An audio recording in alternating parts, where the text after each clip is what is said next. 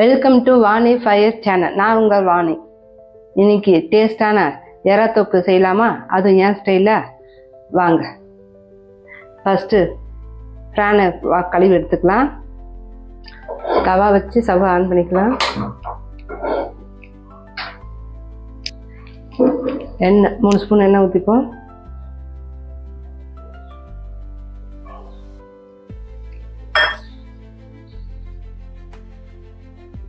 எண்ணெய் காஞ்சோன்னு சீரகம் 1/2 ஸ்பூன்,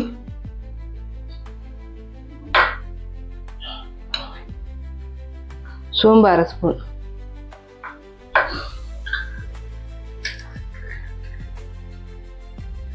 மூணு பச்சை மிளகாய்,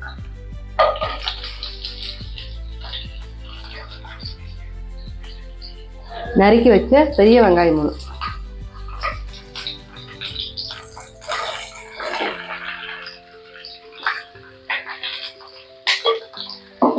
போட்டு நல்லா வதக்கிக்கலாம்.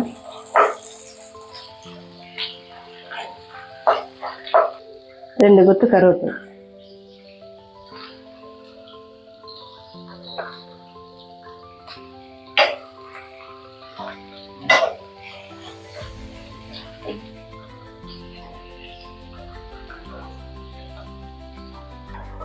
கட் பண்ண தக்காளி, பெரிய தக்காளி 3 சைஸ் பழமா இருக்குங்க.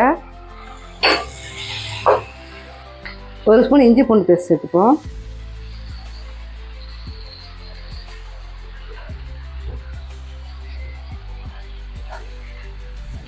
இஞ்சி பூண்டு பேஸ்ட் நல்லா போட்டு கலரிடுவோம். வெங்காயத்துக்கு நல்லா வதங்கிச்சு. இப்போ மசாலா எல்லாம் போட்டுக்கலாம். 2 ஸ்பூன் மிளகாத்தூள் போட்டுப்போம். 1/2 ஸ்பூன் மஞ்சள்தூள், கரம் மசாலா 1/2 ஸ்பூன் போட்டு நல்லா வதக்கிடுவோம். எண்ணெயில் நல்லா வதங்கும். இந்த ஸ்டேஜில் உப்பு டேஸ்ட் பார்த்துக்கோங்க. உப்பு கம்மியாக இருந்தால் உப்பு போட்டுக்கலாம். ஏன்னா வெங்காயம் வதங்கிறதுல உப்பு போட்டிருக்கோம். கொஞ்சம்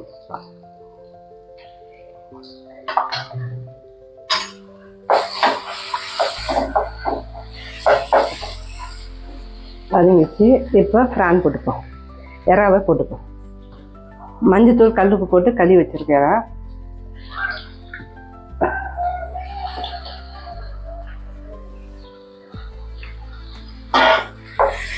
போட்டு ஒரு வதக்கு வதக்கிடுவேன்.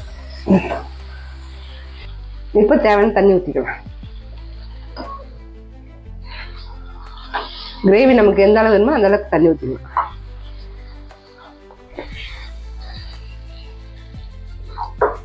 எறாலும் தண்ணி விடும். ஆனால் தண்ணி அளவு கொஞ்சம் பார்த்து சேர்த்துக்கலாம்.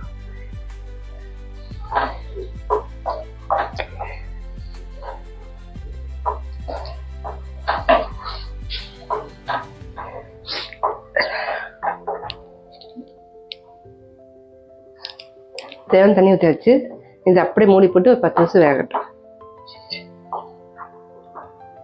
நல்லா ஒரு வாட்டி திறந்து கிளறி விட்டா போதும்.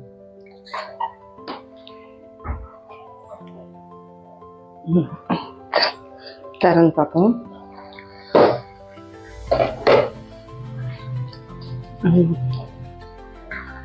பாருங்க, எண்ணெய் நல்லா மிதந்து வந்துச்சு.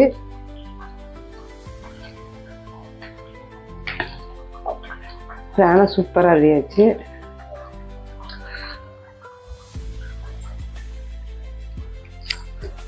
சூப்பராக வந்துச்சு. பாருங்க பாருங்க, லப்பர் மாதிரி இல்லை, சாஃப்டாக வந்துருக்கு. பாருங்க, நல்லா சாஃப்டான இது. சரி, இது ரொம்ப நேரம் வேகத்து லப்பர் மாதிரி ஆகிடும். இது கரெக்டாக 10 நிமிஷம். பாருங்க, சூப்பராக வந்துச்சு. நம்ம இப்போ கொத்தமல்லி தூள்,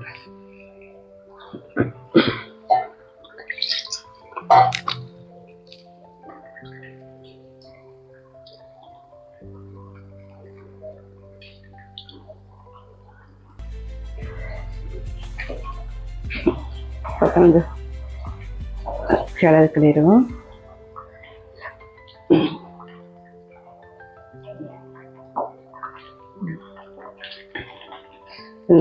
சூப்பரான பிரான் கிரேவி ரெடி ஆகிடுச்சு. பாருங்க, ஸ்டவ் ஆஃப் பண்ணிக்கலாம்.